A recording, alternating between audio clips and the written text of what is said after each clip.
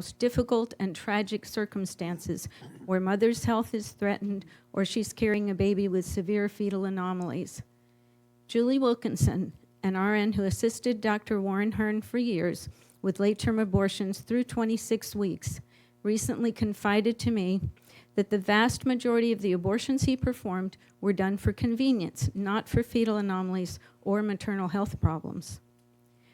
They say this bill isn't necessary because babies don't survive abortions, yet we have living, breathing reminders that they do in Melissa Oden, a saline abortion survivor, Hope Hoffman, a DNC with suction abortion survivor, Nick Hoot, a dismemberment abortion survivor, my cousin, a late-term induction abortion survivor, a Canadian man who survived a partial birth abortion, and many more. The Abortion Survivors Network has been in contact with over 300 abortion survivors. They lived only because someone other than their mother and the abortionist intervened. Should we really leave what they call a very personal and private decision as to whether the baby lives or dies up to the patient and her doctor because they know what is best when these are the very people who just tried to kill the baby? They say this can't happen today with modern abortion techniques because the baby dies during the abortion. In a retrospective study in 2018, researchers reported a fetal survival rate of 50% when a feticide was not used in terminations between 20 to 24 weeks. A woman who came to me for complications after her induction abortion at 20 plus weeks told me that when the appropriate time came, she was told to sit on the toilet and push. She delivered a completely normal baby boy into the toilet where he drowned. Babies can even survive dismemberment abortions. If the cervix is overdilated, and I think this was mentioned in the Planned Parenthood documentary, the baby can be spontaneously expelled prior to the start of the abortion, as in the case of the Florida woman, Socorro Williams, who delivered a live baby after the laminaria insertion before the doctor could do her procedure. Also, if the cervix is overdilated and the abortionist grasps and pulls on a portion of the body intending to dismember it, the whole baby can be delivered. This is the arguments my opponents gave when I was testifying on the partial birth abortion ban 20 years ago. They claimed that a doctor intending to do a legal D&E might accidentally deliver the baby intact and then be prosecuted under the ban. This may be how the young man from Canada survived a partial birth abortion. Some argue that this doesn't happen today because doctors can cause fetal demise prior to the abortion. This only works, however, if the doctor chooses to use it, injects the medication correctly, and waits long enough for the baby to die. If not, the baby can be born alive, as in the case of Sophia Kahn's baby. They say doctors and medical staff don't really kill babies who survive abortion or leave them to die by withholding medical care, despite all the testimony of multiple witnesses. We are told that this law isn't necessary because the law already protects the baby once it is born, as proven by the fact that Dr. Gosnell was convicted of killing 3 babies born alive after an abortion. But the 2002 Federal Born Alive Infant Survivors Protection Act does not prevent a physician from passively allowing an infant to die. H. 962 does not restrict abortion. It protects babies like Melissa who survive an abortion from being discriminated against and passively let to die simply because they are not wanted and were supposed to die from abortion. This bill gives medical personnel, law enforcement, and courts clear guidance as to what must be done if a baby is born alive after an abortion. Please do everything in your power to ensure that this bill is passed to protect these feisty, innocent survivors. Thank you. Thank you, Dr. Altman, and we will. I'd now like to recognize Ms. Stanek for 5 minutes to give your oral testimony. I'd like to thank you all for your overwhelming advocacy for the Born Alive Abortion Survivors Protection Act. Just so appreciate each and every one of you. When I heard Virginia Governor Ralph Northam, who's a pediatric neurologist, describe during an interview the process by which doctors determine to shelve unwanted abortion survivors, it hit painfully close to home to me. About third trimester abortions, he said, and I'm quoting, "If a mother's in labor I can tell you exactly what would happen. The infant would be delivered. The infant would be kept comfortable. The infant would be resuscitated if that's what the mother and the family desired. Governor Northam was right. This is exactly what happens. I know because I cared for a dying baby on the other side of that decision. My experience was 20 years ago, but as Governor Northam made clear, this is still happening today. I was a registered nurse at Christ Hospital in Oak Lawn, Illinois, when I learned that it committed abortions into the second and third called induced labor abortion sometimes resulted in babies being aborted alive. And if they were aborted alive, they were allowed to die without any medical care or intervention whatsoever. They were given what was called comfort care, made comfortable, as Governor Northam indicated. One night, a nursing coworker was taking a little abortion survivor to the soiled utility room to die. And when she told me what she was doing, I couldn't bear the thought of this suffering child dying alone. He'd been aborted because he had Down syndrome, and he was between 21 and 22 weeks old, about the size of my hand. And he didn't move very much because he was using all of his energy attempting to breathe. And I remember toward the end of his life, I couldn't tell if he was alive or not unless I held him up against the light to see if I could see his heart beating through his chest wall because their skin is so thin at that age. And after he was pronounced dead, I folded his little arms across his chest. I tied them together with a little string. I wrapped him in a shroud, and I took him to the morgue where we took all of our dead patients. That word comfortable, which Governor Northam used, is particularly grating to me. How far will doctors go to comfort themselves for letting abortion survivors die? Well, after I went public about survivors being taken to the soiled utility room, Christ Hospital created what it called the comfort room. This was a small, nicely decorated room, complete with a first photo machine in case parents wanted professional pictures taken of their aborted babies, baptismal supplies in case they wanted their aborted babies baptized, and a foot printer and baby bracelets in case they wanted keepsakes of their aborted baby. And you may not think that what I'm telling you can possibly be true, but I took pictures of that comfort room and I have submitted them today with my testimony. Clearly, little abortion survivors desperately need you to pass the Born Alive Abortion Survivors Protection Act to provide them with legal medical protections and not leave open the door whether they live or die. It is hard for me to imagine that any legislator would be comfortable with infanticide. Thank you. I yield back. Thank you, Ms. Stanek. I now recognize Ms. Longbones for 5 minutes for her oral testimony. Republican Whip Scalise, Congresswoman Wagner, Congressman Smith, and members of Congress, thank you for having me here today. Today, I will discuss the national and state statistics that can shed light on this important issue. The Born Alive Infants Protection Act of 2002 defined a baby who survives an abortion as a legal person, but it did not extend any additional protections. The Born Alive Abortion Survivors Protection Act would fill in those gaps by requiring the abortion provider to provide the same care to a baby born alive during an abortion that would be provided to any other child born at the same gestational age. The act would also create penalties for abortion providers who fail to comply and give women who undergo abortions the right to sue for civil penalties. Despite claims to the contrary, both national and state data show that infants do in fact survive abortions. The U.S. Centers for Disease Control and Prevention, the CDC, reviewed infant death records from 2003 through 2014 that had been coded as a death resulting from an induced abortion or spontaneous miscarriage. The CDC examined each death certificate to identify deaths that resulted from babies being born alive during induced abortions and then dying. The CDC found 143 such deaths over the 12-year period, and the CDC acknowledges that this may be an underestimate. In fact, State-level data suggests that these estimated 143 babies may be a considerable undercount. 7 states have provided CLI with information on infants who survive abortions: Arizona, Florida, Indiana, Michigan, Minnesota, Oklahoma, and Texas.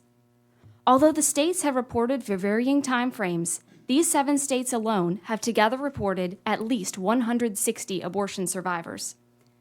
While we do not know how many babies survive abortions in the other 43 states, it is likely that the true total is significantly higher. Montana is one example. Currently, in Montana, it is considered homicide if a person causes the death of an infant who survives an abortion. Similar to current federal law, infants' lives are legally protected, but there are no requirements for active steps that medical professionals must take to keep babies alive. By law, Montana requires abortion providers to report whether the infant showed any signs of life after the abortion. However, because of the lack of enforcement, the Montana Health Department considers the data to be unreliable and does not track or record this data in Montana's abortion data system. To address some of these issues, the Montana legislature passed the Montana Born Alive Infant Protection Act earlier this year. The act would have required doctors to provide medical care for babies who are born alive and created penalties if the law were violated, just as the federal act seeks to do. The Montana Act was vetoed by Governor Bullock. Texas reporting reflects a similar situation. Since 2013, Texas has included information on born alive babies in its abortion reports, but in that time has reported 0 babies born alive. However, that may change in future reports. This year, Texas enacted a new law strengthening its protections by establishing a physician-patient relationship between the doctor performing the abortion and any surviving infant. Similar to the federal Born Alive Abortion Survivors Protection Act, Texas's new law provides methods of enforcement and requires people aware of any violations to report them. The law went into effect on September 1st. However, still only 2/3 of the states have any laws to protect infants who survive abortions, and some states have been barred from establishing protections for these babies.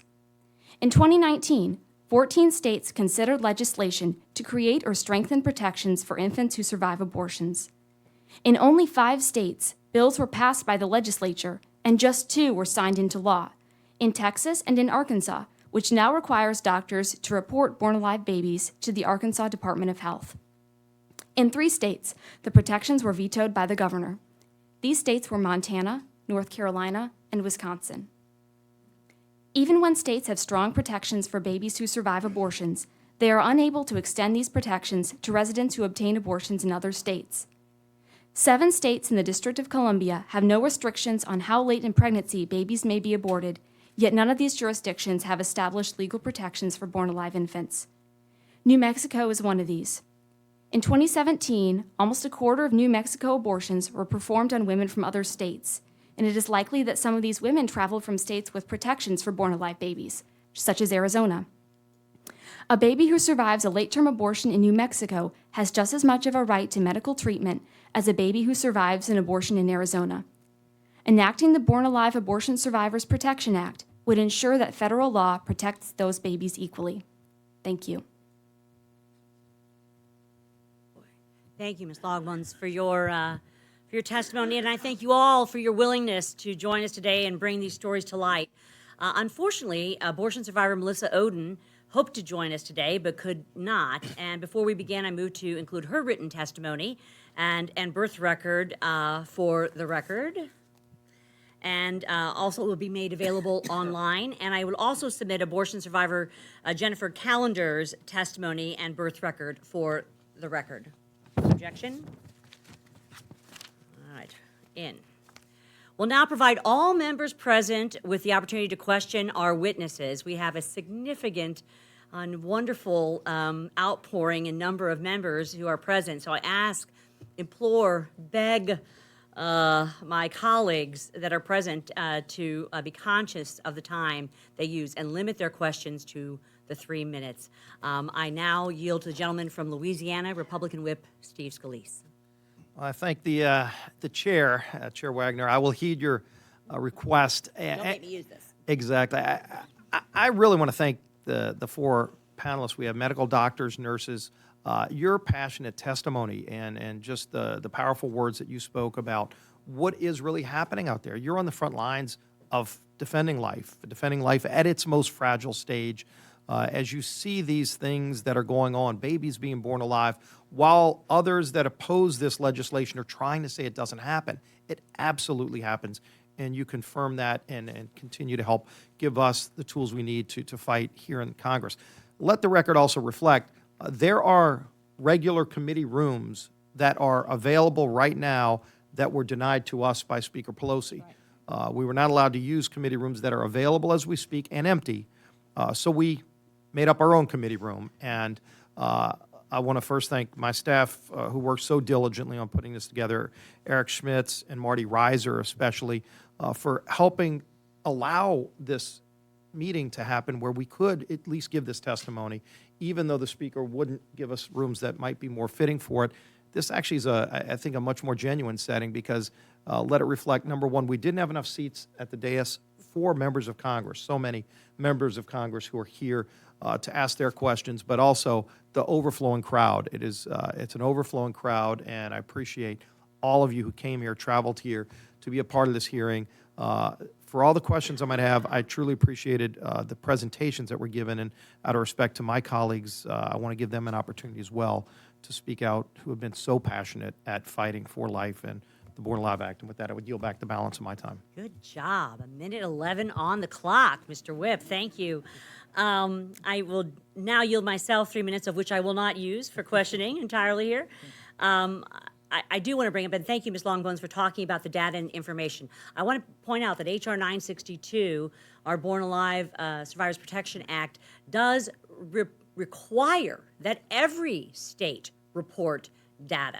Not only are there criminal aspects of this for those that kill an unwanted child, and civil remedies for the mother if she should choose that, and most of all, providing life-saving protection and medical services for an unwanted child that is born alive. But it requires that every state and jurisdiction keep data and research and records. Abortion survivor Melissa Oden from Kansas City has published her story in a book entitled You Carried Me, A Daughter's Memoir. Melissa could not be here today, but she did testify before the House Judiciary Committee in June as a minority witness, and she reminded all legislators that we have sworn under the Constitution to provide equal protection to all our constituents, which includes babies like Melissa, no matter the circumstances of their birth. Melissa has founded the Abortion Survivors Network with hundreds of others Americans who were provided the miracle that has denied so very many infants. And her testimony is online, along with others, for the record, along with her birth certificate. I thank you, ladies, for your bravery, for your courage, for your testimony and testament here today. We stand on your shoulders, each and every one of us. So with that, I will yield back the balance of my time, and I now yield to the gentleman from New Jersey, the chairman of our pro-life caucus, Congressman Chris Smith.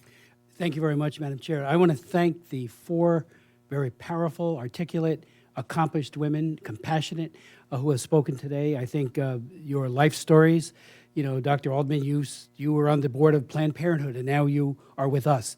What a difference that makes, and I thank you for that. We all thank you for that.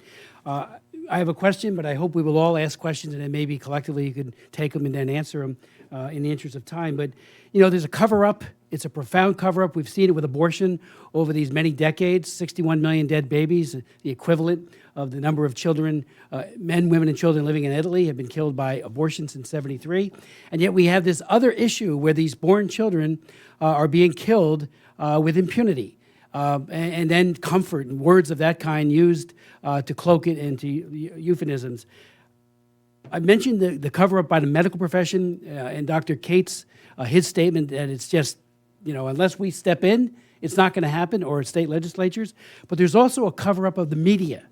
They have refused, and perhaps you might want to speak to it as you answer all of our questions, why the media has so completely, there were some journalists here today, but they have a story here of children. The human rights of children are being violated with death, and very little is being done except in Gosnell's case and a few others, but they're the outliers, not the rule. So if you could speak to that, especially Dr. Aldman, since you were on the side of Planned Parenthood, perhaps you could see, how the media has missed this story by a mile and have engaged in cover-up. I yield back.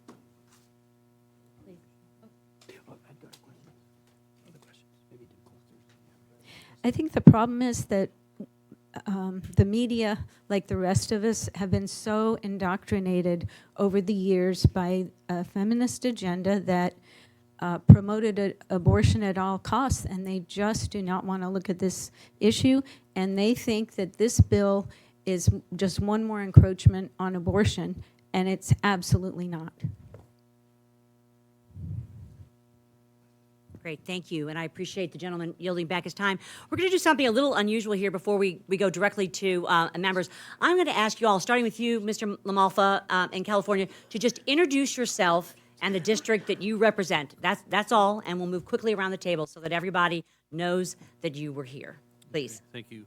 Doug LaMalfa, 1st District of Northern California. Welcome, panelists. We appreciate you. Thank you. Vicki Hartzler from Missouri's 4th Congressional District. Hi, good afternoon. Ross Spano from Florida's 15th Congressional District. Andy Harris from Maryland's 1st Congressional District. Debbie Lesko, Arizona's 8th District. Russ Fulcher from Idaho's 1st District. Martha Raby from Alabama's 2nd District. Phil Rowe, 1st Congressional District, obstetrician, gynecologist, pro-life. Larry Bouchon, 8th District of Indiana, and I was a cardiovascular surgeon prior to coming to Congress. Robert Adderholt, Alabama's 4th Congressional District. Hi, I'm Jeff Fortenberry from Lincoln, Nebraska, which is the 1st Congressional District. Thank you for your courageous testimony. G.T. Thompson from the Pennsylvania 15th Congressional District. Jackie Walorski, Indiana 2nd District. Mike Burgess, Texas 26th District, which is just north of the DFW airport. Chris Collins, New York 27, that's the Buffalo area and the surrounding suburbs. Thank you for being here. Roger Marshall, the big 1st District of Kansas. Brad Winstrup, 2nd District, Ohio. Doug Lamborn, 5th District of Colorado, Colorado Springs, Colorado. Ralph Norman, South Carolina, 5th District. Brian Babin, 36th District of Texas, which is Houston over to Louisiana. And thank you so very, very much for your testimony. I'm Ron Estes from Wichita, Kansas, Kansas 4th District. I'm John Joyce from Pennsylvania 13. I just wanted to make you aware there, by my count, are at least 6 healthcare providers here as well today supporting you and thanking you for being present today. Buddy Carter, the 1st Congressional District of Georgia. Carol Miller, the 3rd District of West Virginia. Michael Cloud, District 27 of Texas. Thank you for being here. I thank my colleagues, and I thank those that have submitted questions for the record and that are with us in spirit, but not necessarily here with us today. But this is an incredible outpouring. So without further ado, the chair will now recognize the gentlelady from Indiana, Ms. Bularski, for 3 minutes. Thank you, Madam Chair. And again, ladies, thank you so much. I can assure you of one thing today, that I think that not only will they hear us in this room and the places outside of this room where this message travels, but I think America will hear us today. I think the people of America are with us today. And I think we'll look back at this day and we'll say what started there was a revolution and the nation did what was right for the sake of right. So I can't thank you enough for being here. We're here to defend the sanctity of life, speak out against a radical anti-life agenda that would legalize infanticide. While I have long fought to defend the unborn, I can't believe that we're in this room today and that we're talking about defending the rights of the unborn has boiled down to a partisan issue in this place, the people's house, the people of America. And we're talking today about a partisan issue on saving aborted babies. It's not only common sense that provides medical providers providing the same level of care to any baby, no matter how they're born, is simply what is right. But I'll tell you what, I, for one, came here today to say loud and clear that it is time for Speaker Pelosi to stop blocking protections for born-alive babies. It's time to allow a vote on this vital bill.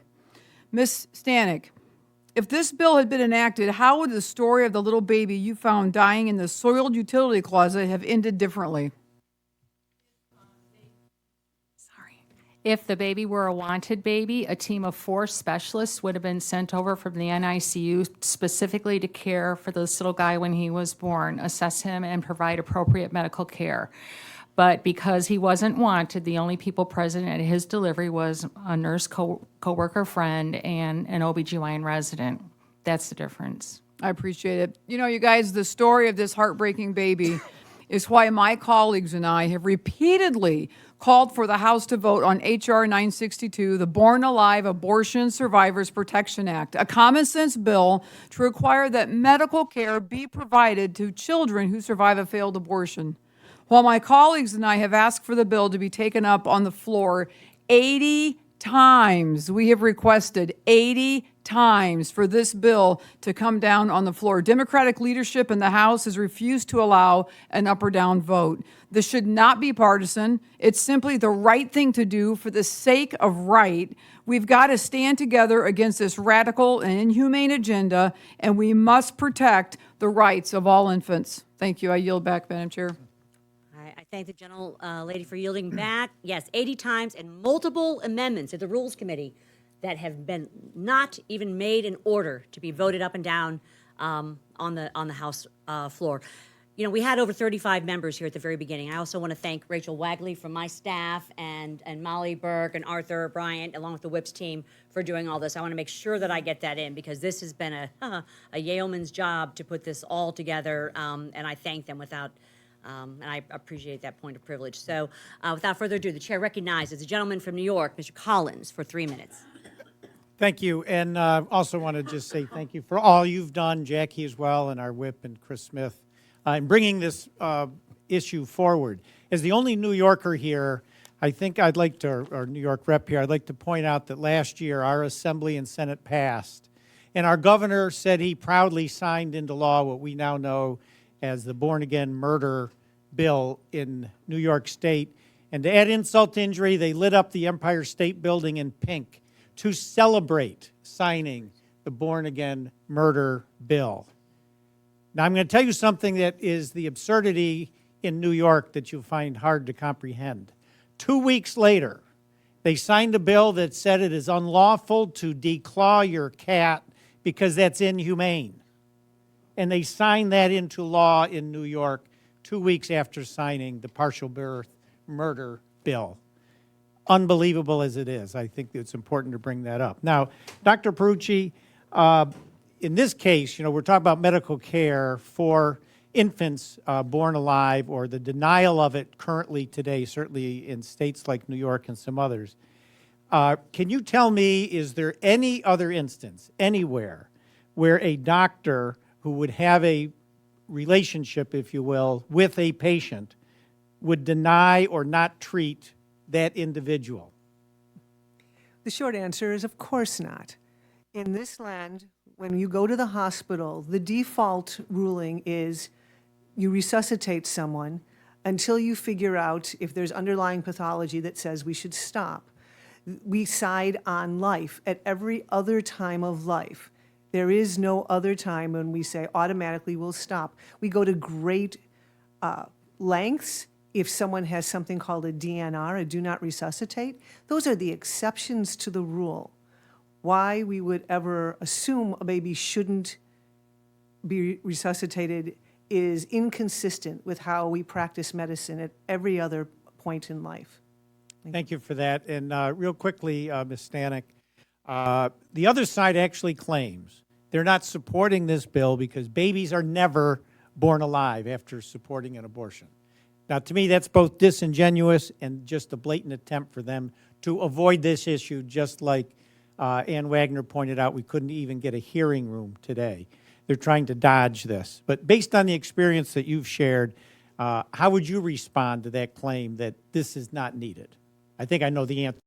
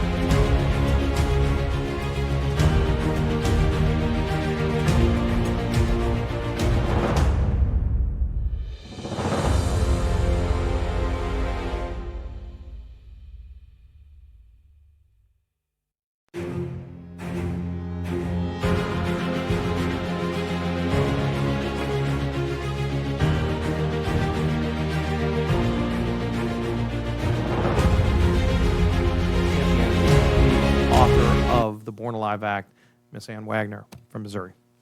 Thank you, and I'd like to thank my good friend. Oh, sorry.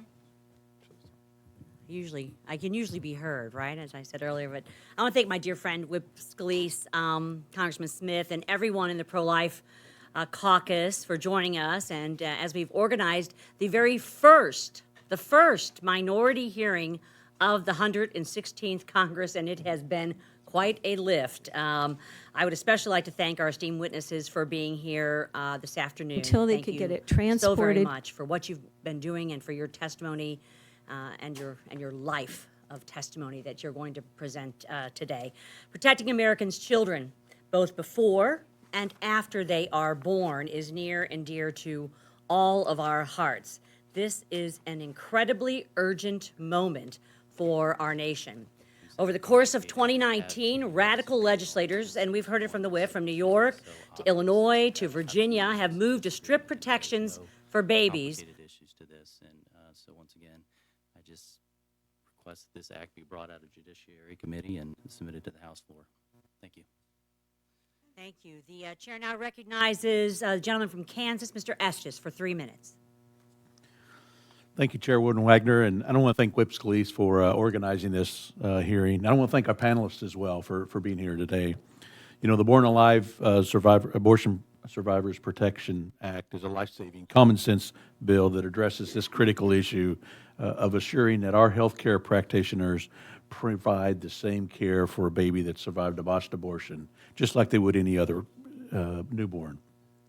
It's sad that we're even addressing this today, and it's really sad it's become a partisan issue. It's really a moral character issue for us as Americans. I was proud to be able to sign the discharge petition to force a vote on this. You know, as we talk about this, it's really important time in our country to have this debate. You know, when we're looking at states like New York or Virginia or Vermont or, you know, Illinois that are looking at changing their laws, moving to legalize late-term abortions and repeal whatever abortion protections there are, born alive protections there are. Furthermore, there's 24 states that don't have any protection for born alive infants, including and those laws, including the 2002, don't carry penalties for failing to care for a born alive baby. So clearly, we need this legislation. You know, with that, Ms. Longbonds, you know, in your testimony, you state that at least 160 born alive babies have been reported by 7 states. So unfortunately, neither we nor the Centers for Disease Control know how much larger that real number is if we looked at all 50 states. And shouldn't all states report this information? And how do you think the reliable reporting of the frequency of these born alive abortions will change the policy debate? Thank you, Congressman. So yes, we have numbers from 7 states, Arizona, Indiana, Florida, Michigan, Minnesota, Oklahoma, and Texas. So Arizona has reported 10 babies in 2017 alone. Indiana reported 27 babies between 2008 and 2018. Florida reported 23 babies between 2013 and 2019. Michigan reported 84 babies between 1997 and 2018. Minnesota reported 16 babies between 2015 and 2018, and Oklahoma suppresses the exact number, and Texas started reporting in 2013, but as I mentioned earlier, has reported 0 babies so far.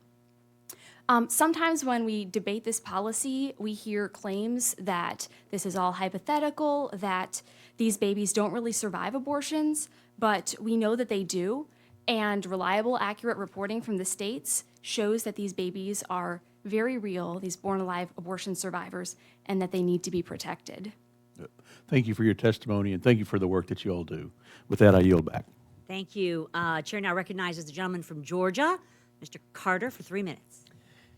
Thank you, Madam Chair, and thank all of you for being here, and thank you for what you're doing.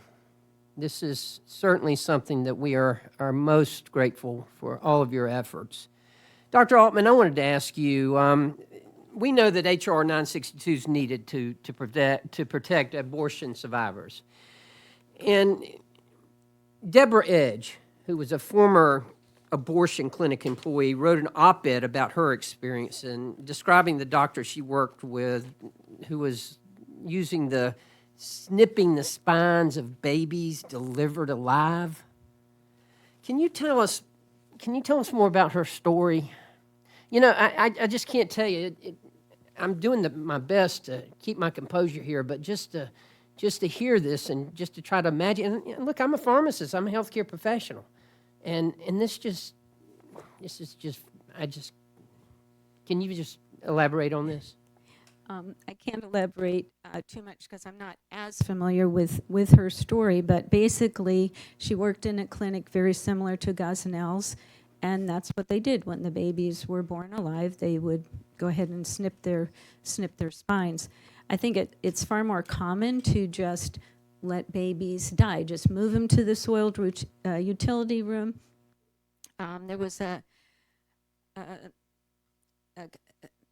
question that was posed to a group of OBGYNs as to what do we do when a baby, is alive after an abortion? And the doctor that responded said, well, we just put them to the side and we take care of the mother and make sure everything's fine and that she's not bleeding. And by the time we finally get back around to looking at the baby, usually all vital signs are gone by then. Because if you leave these little tiny babies on a cold sink or in a cold basin with no oxygen and no protection, they're going to go down rapidly. The other thing I wanted to say earlier was something that this bill does that I don't know if you realize it or not.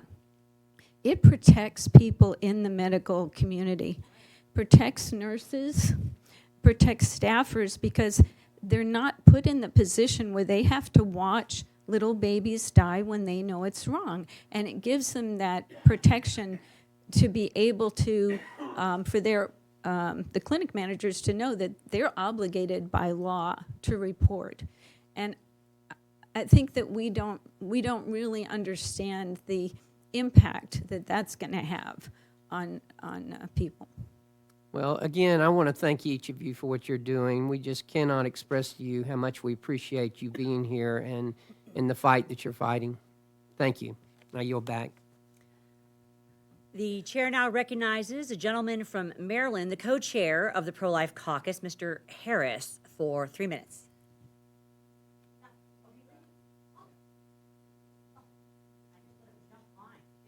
Yeah, okay. Back to my script. The chair now recognizes the gentleman from South Carolina, Mr. Norman, for 3 minutes. Thank each of you for being here. I hope you realize what Congressman Wagner and Steve Scalise said. We could not even get a room. We're in the basement. We could not even get a room that's vacant. We're under the basement. To even have a hearing. So I hope that resonates with you. Dr. Altman, in reading your background, you served for Planned Parenthood in Jacksonville from 81 to 83. Dr. Peruski, you mentioned you used to be, I guess, pro-choice. What experiences changed your mind? Why did you flip? And just elaborate for everybody here. Well, I was extremely pro-choice, pro-abortion. I felt it was a woman's right, probably because I'd had an abortion, and I think that affected my opinion. But I think I even did abortions when I was pregnant. But after I delivered my baby, when I went back, the fact that the baby was unwanted was no longer enough justification for me to kill it. I think it was making that baby fetus connection. There was no single aha moment in that transformation, but it was actually particularly in caring for babies who weren't going to survive and watching their parents. They weren't grieving a blob of tissue. They were grieving a real person. And there have been a couple of circumstances over the years when the baby was clearly not going to live much longer and the parent couldn't be there. And I picked up that baby so that the baby wouldn't die without being the comfort of somebody's arms. Those were real people. And that absolutely had a huge impact. Well, thank you for joining the fight. All of us here are wanting to do what I think Dr. Rowe mentioned, what can we do to help win this fight, because it is a fight. I yield back. I thank you. The chair now recognizes the gentleman from Indiana, Dr. Bouchon, for 3 minutes. Well, thank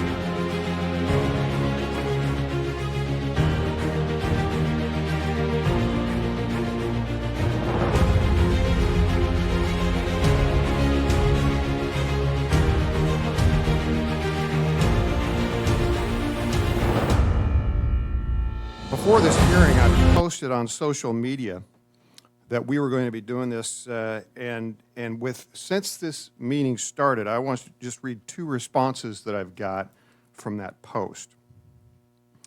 Young lady by the name of Carrie says, "This is so stupid. Legal abortions are done in the first 6 to 8 weeks." A lady by the name of Heather responded, "This is not a thing. The fact that you think it is scary."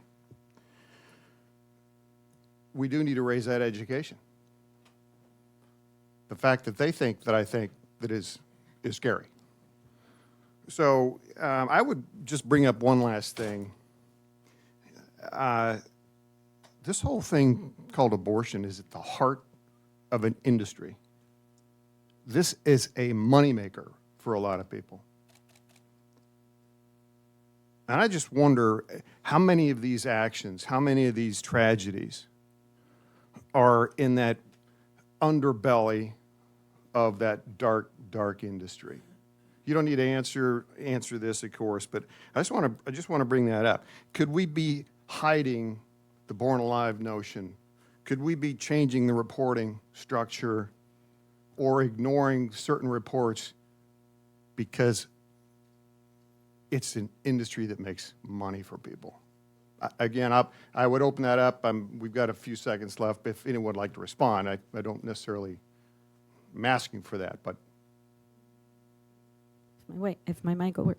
I think the problem is that the only people that are reporting on this kind of thing are the Christian type broadcasting networks who people expect to be pro-life, and we're not hearing this stuff from the regular media. And I think the regular media has to start reporting it, because otherwise people don't believe it. Thank you, Madam Chair. Chair now recognizes the gentlelady from West Virginia, Mrs. Miller, for 3 minutes. Thank you, Whip Scalise, Congresswoman Wagner, and Congressman Smith, and thank you to all of you for being here today. As a mother, I have been privileged to feel life quicken in my womb. As a grandmother, I know the joy that grandchildren and children bring to families' lives. It is shocking to me that my colleagues across the aisle would even think of denying babies who are born alive after an abortion the right to live. We must ensure that our most littlest and most vulnerable Americans receive protection. Dr. Perucci, Emmeline Aubrey Randolph was born at 29 weeks and weighed 2 pounds and 10 ounces. She was featured in a Time magazine article a few years ago to illustrate how amazing the advances in medical technology over the past 50 years have enabled us to save more premature babies. According to the article, in 1960, the survival rate for infants weighing less than 3.3 pounds was 28%. In 2010, that number rose to 78%. What are some of the scientific advancements that you have noticed that have made a difference in the survival rates for your young patients? There's 3 primary things that have dramatically changed, not just the survival, but surviving well. The first was surfactant, a medicine that can be given directly into the baby's lungs. There's 7 stages of embryologic lung development when babies are born very prematurely. They're in stage 4, 5, it's early. So the surfactant helps that when you re-expand the lungs, they don't literally tear apart. Your body makes this. When you're that immature, you don't have enough. So being able to give that was a massive change. The next thing, giving moms while they are pregnant and in danger of delivering prematurely, steroids, betamethasone, helped mature the lungs even more so that we didn't need as much medicine once the baby was born. These things, once again, have greatly impacted how well the babies are surviving. One of the most recent things that has helped is I now look at the requirement of a ventilator as kind of a necessary evil. My goal is if they need it, get it on and then off. And I'm talking about babies the size of your hand, 6 to 12 hours of life, breathing on something called CPAP, just big prongs in their nose. Because when we step back and don't do as much mechanized opening and closing of those lungs, they don't scar as badly. And so the baby's able to continue to heal better on their own. Once again, they do need support. It's dicey for a while, but sometimes less is more. And trying to define that fine line of what part of less and what part of more should we be giving at any time. And it's different with each individual. But those three things have dramatically changed our outcomes. Thank you. Chair now recognizes the gentleman from Alabama, Mr. Adderholt, for 3 minutes. Thank you, Madam Chair, and thanks the panel for everyone being here. And Dr. Perucci, let me direct my question to you. But before I do get to the question, I would like to highlight a part of your testimony that you mentioned earlier. I think it bears repeating. And you quote, "Neither I nor the NICU team can always fix or heal the newborn little ones who come to us. There's no such thing as a human being who is literally worth less than another. Even if there is a decision to not resuscitate due to severe prematurity or continual abnormality, this is never equivalent to do not care or an excuse to abandon either the baby or the mother. So care is the minimum I owe to both of them. So thank you for sharing that with us today, and I think it's, like I said, bears to be repeated. In your testimony, you state that your views in favor of abortion were changed by the medical, scientific reality of caring for premature babies for over 20 years. And let me just ask my question to you. When did those views actually start to change during those 20 years? They started to change, like I say, early on as I watched parents were grieving or anxiously at the bedside over incredibly premature people. Like I say, it was never about someone who was a false human. They were real. And the other thing that is astonishing, at the edge of viability, they arrive with a personality. I love when there's twins because you can tell which one's been kicking the other one in utero and which one is kind of a mellow soul. They arrive that way, and I'll often ask the parents, especially when I've got one that is feisty, and I'll look at them and say, okay, which one is responsible for that? And they're kind of point to each other. So that personality is jaw-dropping. So that was part of my evolution, watching the babies recognize their parents. They lift up their little eyebrows, even when their eyes are kind of still glued shut. They recognize the voices they've been hearing in utero is absolutely comes with the program of who we are. We're supposed to know our parents. So all of those things dramatically affected me, as well as early on I had multiple miscarriages. After miscarriage, we now do enjoy 3 children of our own, but I was mourning real people. It wasn't just the loss of tissue. Those were real people that I wasn't going to get to care for. One last thing before my time runs out. What would you want your fellow medical practitioners who are still not pro-life to consider? Boy, I would love if there was a way for them to be a fly on the wall in the NICU and see these real people, to walk in and see what kind of care, and see how, not just, like I said, that we're saving them. Look at how they're thriving. And I can't do it every time, but my goodness, and there's a team of people. But the stories of the survivors and the families is just humbling and jaw-dropping. Like I say, we didn't save a platypus. That's a person. Thank you. Thank you, Dr. Perucci, for the humanity with which you testify. And at the age of 20 weeks, let me remind everyone that a baby not only feels pain, but knows the sound of its mother's voice. The chair now recognizes the gentlewoman from Arizona, Ms. Lesko, for 3 minutes. Thank you. And I want to thank you, Representative Wagner. This is the most important bill in Congress. If we can't protect babies that are born alive, we have a major problem in our nation. And so I have to tell you, Ms. Stanek, I was reading all of your testimonies on the plane as I flew in yesterday, and tears filled my eyes with your testimony of the different times when you have observed yourself babies that were born alive due to a failed abortion, and they were just left there to die. During testimony, I've been told on the Florida Born Alive bill, a Planned Parenthood lobbyist expressed support for leaving an abortion survivor on the table to die.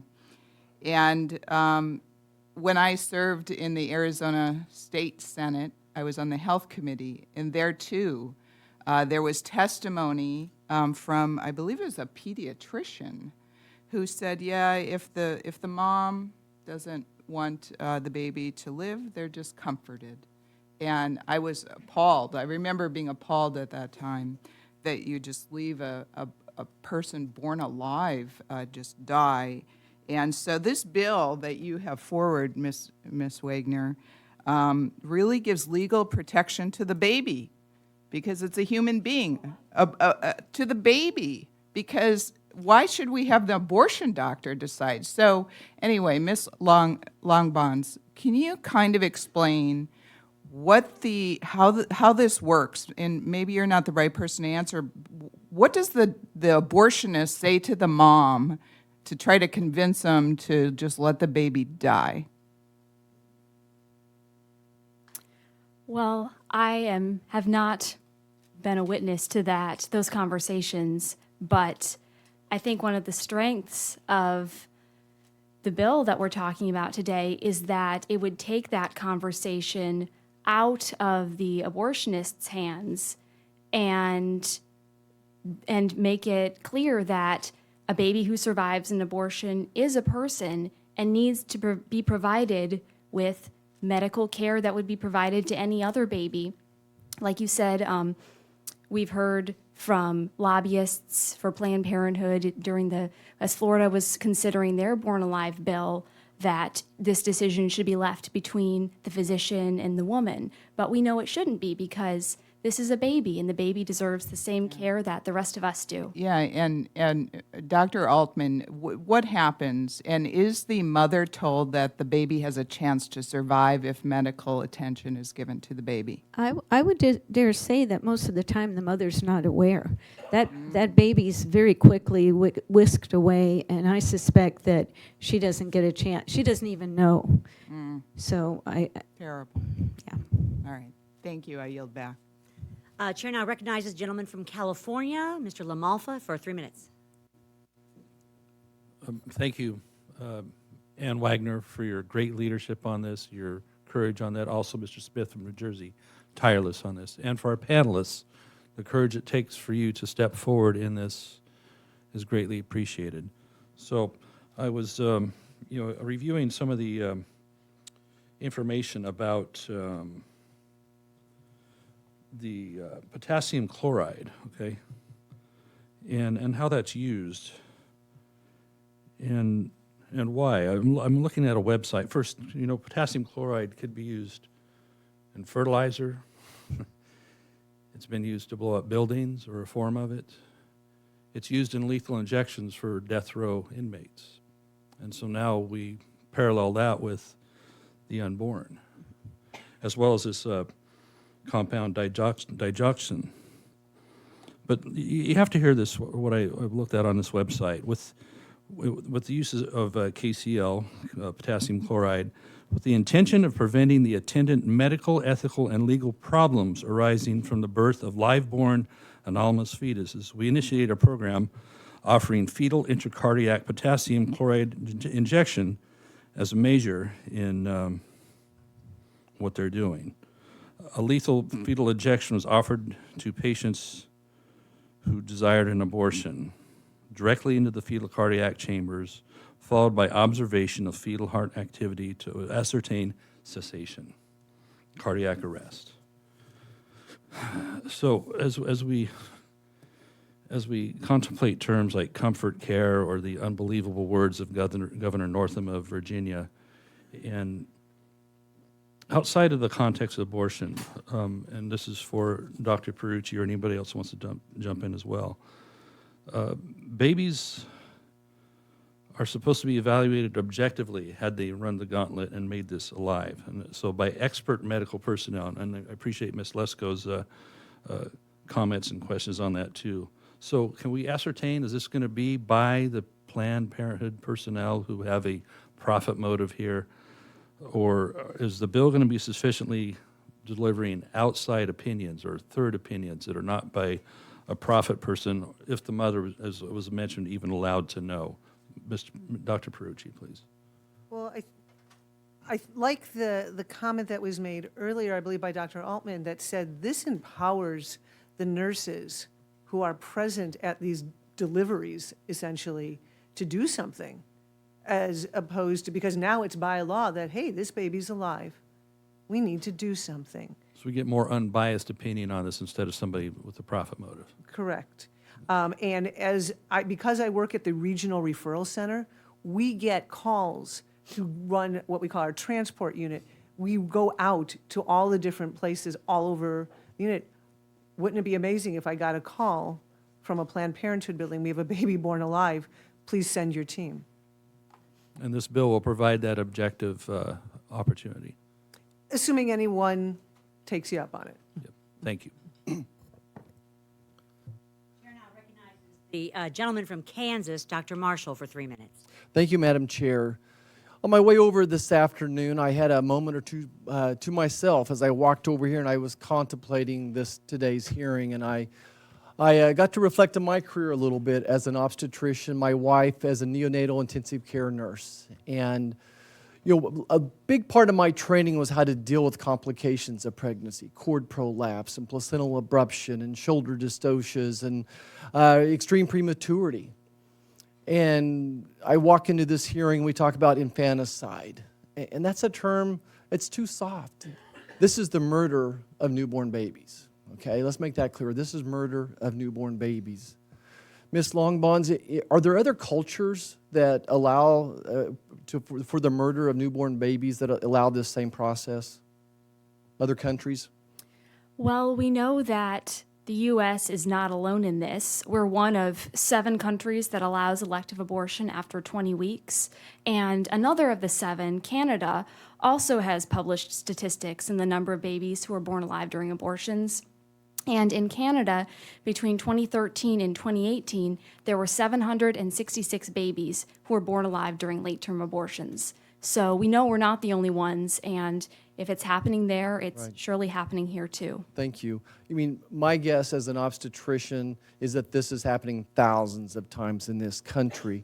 If I could share another story from my residency days, within the first month of being an OBGYN resident, setting up on labor and delivery and getting that page overhead. It was back before we had cell phones. The operator said, we need an OB resident stat to the ER. So run down 3 stories of stairs, through the building, clear to the other side, and walk into an ER bay. And there before me was a young lady, obviously in shock. She had no pulse. Her blood pressure was probably 40 over something, and basically she was lying in her own blood. And you walk into the room, I know I've got seconds, maybe a minute to get the placenta out of her. I know that she was pregnant, it's about all I know. I need to get that placenta out to stop the bleeding. And I look beside us, and I said, what's going on here? Can someone tell me, so as I'm trying to remove the placenta, what I'm getting ready to get into?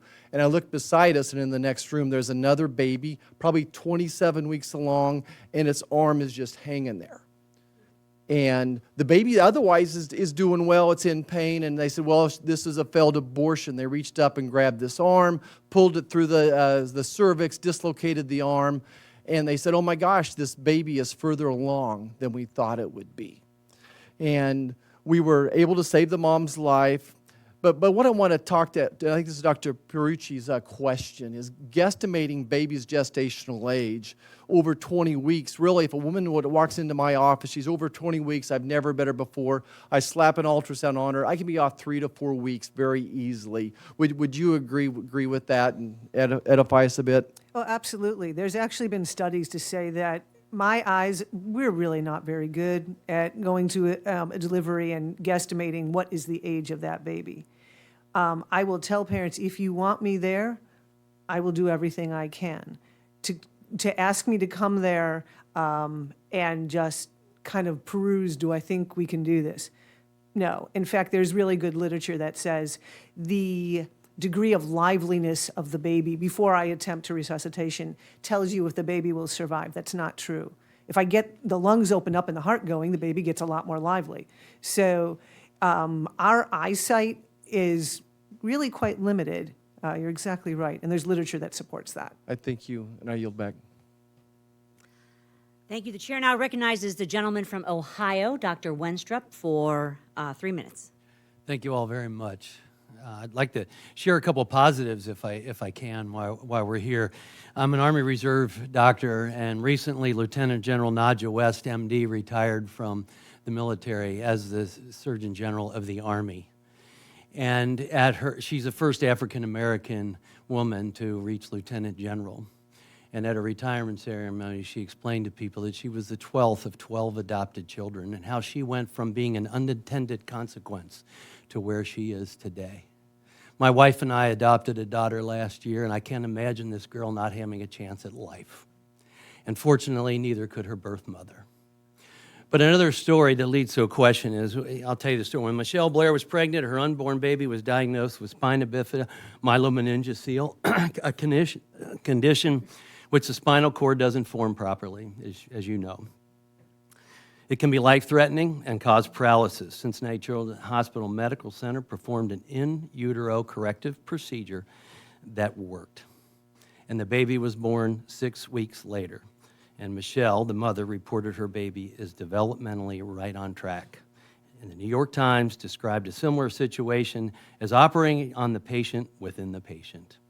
And I think, Dr. Ferrucci, you would agree with that as I see you nodding. My question to you is, what sort of medical issues have been corrected in the womb, besides spina bifida, that we can talk about today and point to the fact that this is a living human being?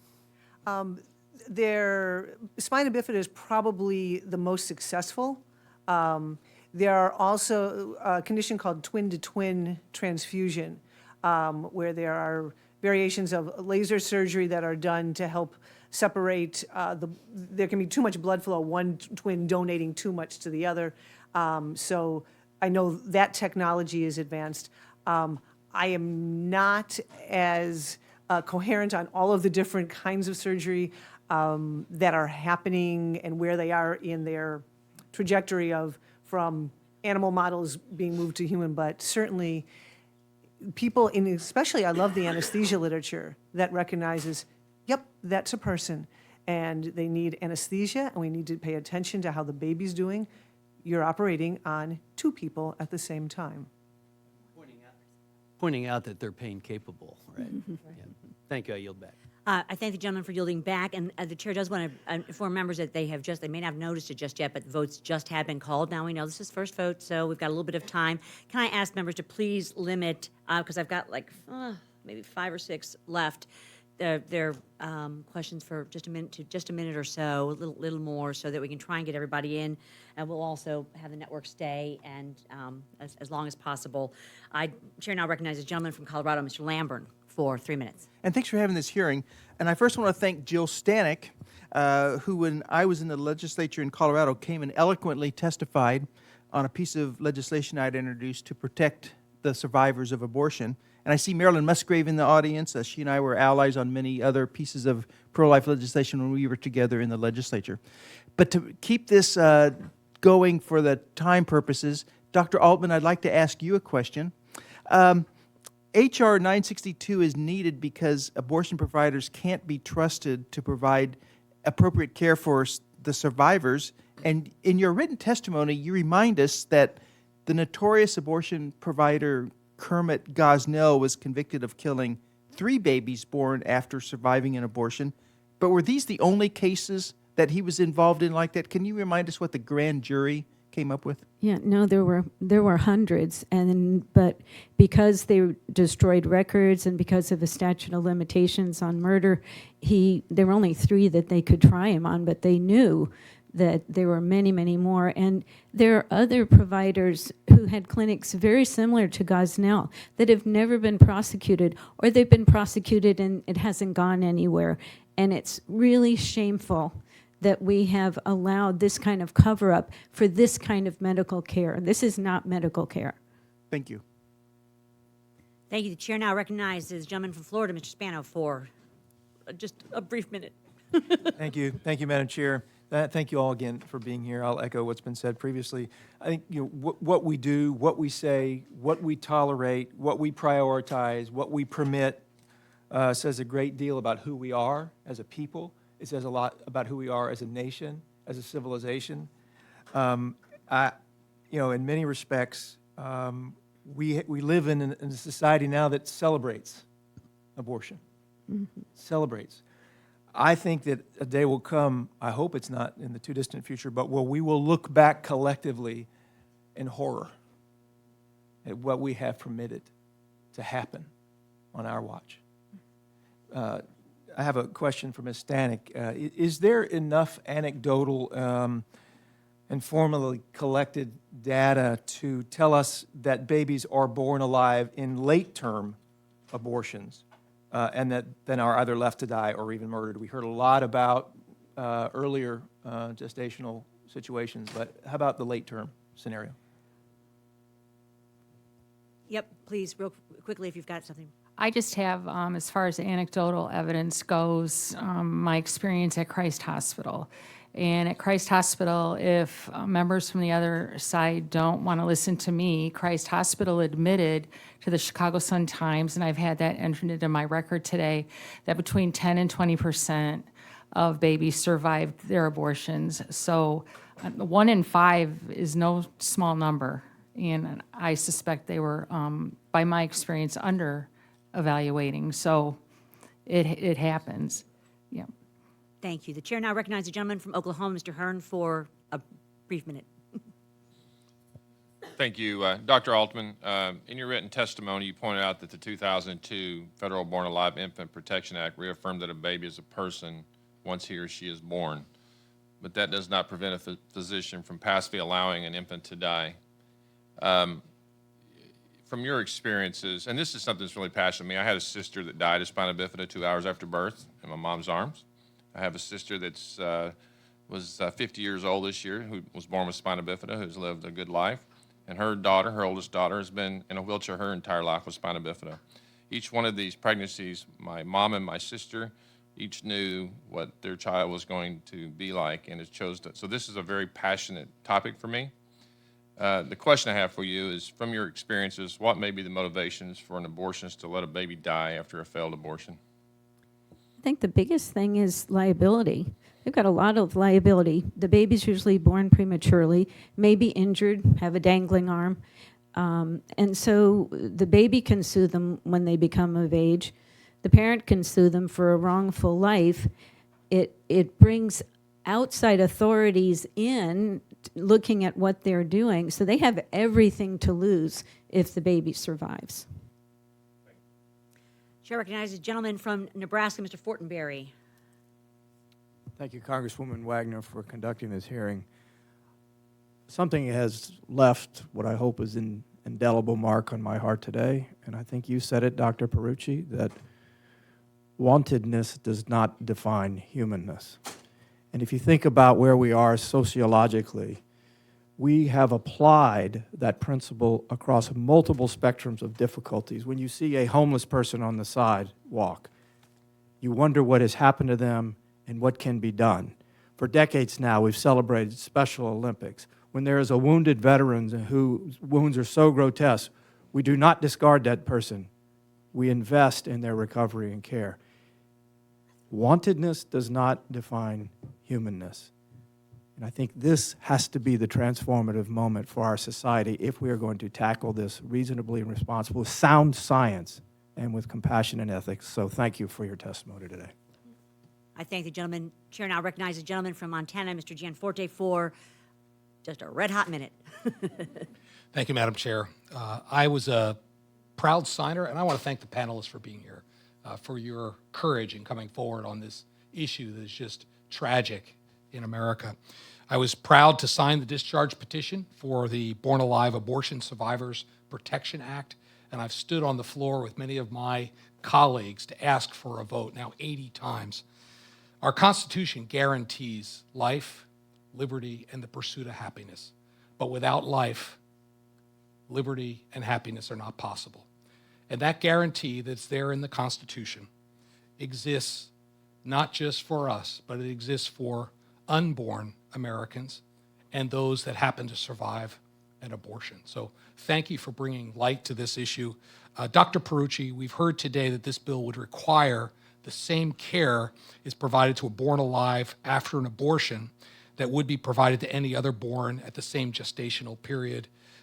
Can you give some quick examples of what standard care looks like for children born prematurely?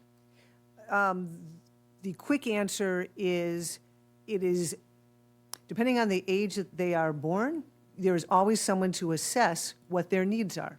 And it's an individual tailored, but the similarity between everyone is equipped with an neonatal resuscitation program. You are given that as a baseline to be able to, quote, appropriately assess what are the needs and get either the right equipment, the right personnel, the right medical help to that baby. And all we're doing here is trying to make those same services available to the survivors of abortion. Yes. Thank you for your testimony. I yield back. The chair now recognizes the gentleman from Virginia, Mr. Riggleman, for just a second.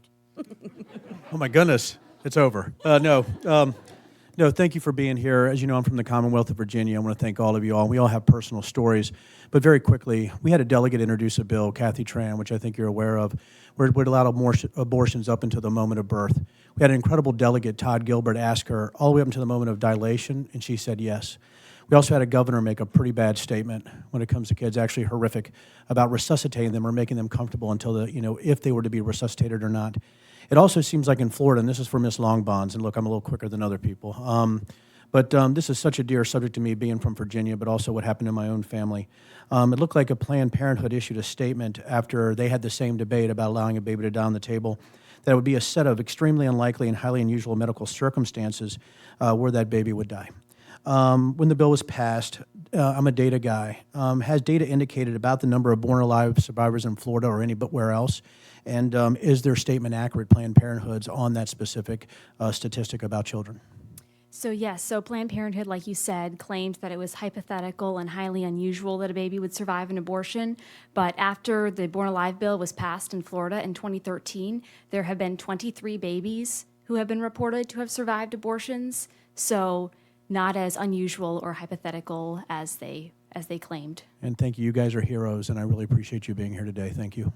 Thank you, Mr. Riggleman. And what can I say? Thank you from the bottom of my heart. This concludes our business for this minute. The very next minute, we need everyone across this country to demand that House leadership bring H.R. 962, the Born Alive Abortion Survivors Protection Act, to the floor, as we did in the 115th Congress, to reaffirm life.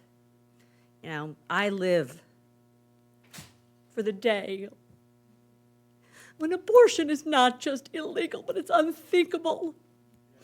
And what is happening to these babies that are born because they're not wanted is unconscionable in this country and anywhere. So I thank you from the bottom of my heart.